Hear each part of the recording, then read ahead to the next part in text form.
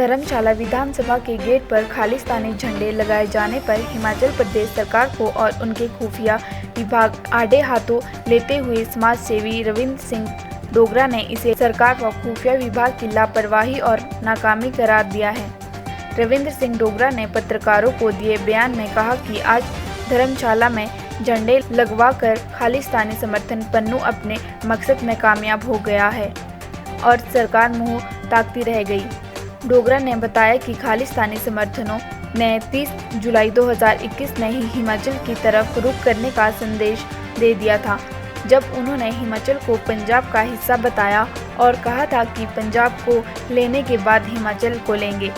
उसके बाद खालिस्तानी समर्थन पन्नू ने 25 मार्च 2022 को ईमेल के जरिए 29 अप्रैल को शिमला में झंडा फहराने की बात कही और फिर 10 अप्रैल को पन्नू ने अपने ईमेल में साफ कहा था कि आम आदमी पार्टी की मंडी रैली में उसने खालिस्तानी झंडे हिमाचल भेजे हैं। बावजूद इसके सरकार नहीं जाएगी, जिसका परिणाम यह हुआ कि खालिस्तानी धर्मशाला में झंडे लगाकर चले गए और सरकार कुछ ना कर सकी। डोगरा ने कहा कि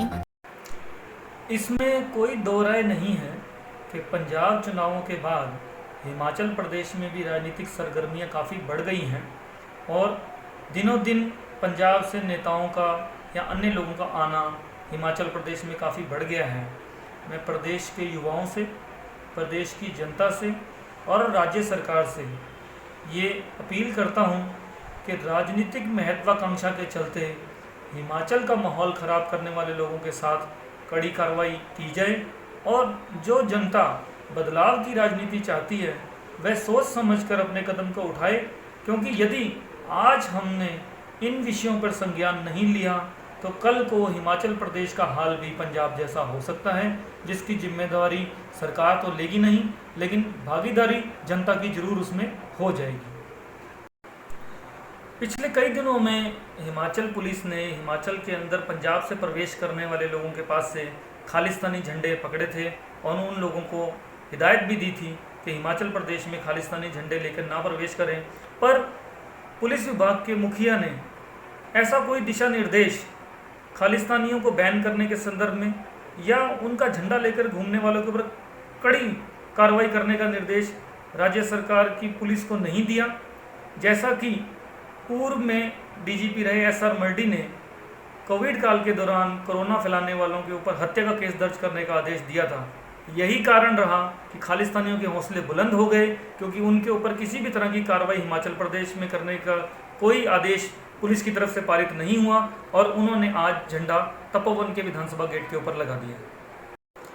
ये बहुत हैरानी की बात है कि खुफिया विभाग और राज्य सरकार गुरवंत सिंह पन्नू जो कि खालिस्तानी समर्थक है उसकी बात को समझ ही नहीं है भाई। वह पिछले साल से लेकर इस साल तक राज्य सरकार को और खुफिया विभाग को गुमराह करता रहा, कभी शिमला में झंडा फहराने के लिए, कभी ऊना का जिक्र करके। राज्य सरकार और खुफिया विभाग लगा रहा माननीय जयराम ठाकुर जी की सुरक्षा में और शिमला की सुरक्षा में। इसी बात का फ़ायदा उठाकर उसने कांगड़ा में आज झंडा फहरा दिया, जो कि बहुत ही शर्मनाक है कि राज्य सरकार को और खुफिया विभाग को ये चाहिए था कि पन्नू की इस बात को उनको समझना चाहिए था कि वो उनको छलावा देकर प्रदेश के किसी भी अन्य जिले में झंडा फहरा सकता है, पर इस चीज़ को समझने में खुफिया विभाग पूरी तरह से नाकाम रहा। ये बहुत ही दुखदायी है। पुलिस विभाग हिमाचल प्रदेश के मुखिया से भी हमारा एक सवाल है कि जब गुरवंत सिंह पन्नू ने जुलाई महीने में, उसके बाद मार्च में, उसके बाद अप्रैल में, ख़ास तौर से अप्रैल माह के अंदर पन्नू ने खालिस्तानी समर्थकों द्वारा जो ईमेल किया था उसमें उसने साफ कहा था कि मंडी की रैली जो आम आदमी पार्टी की हुई है उसके अंदर उसने अपने समर्थकों द्वारा कुछ खालिस्तानी झंडे भेजे हैं। बावजूद इसके कांगड़ा में जब एक रैली होती है तो इन दोनों बातों को जोड़कर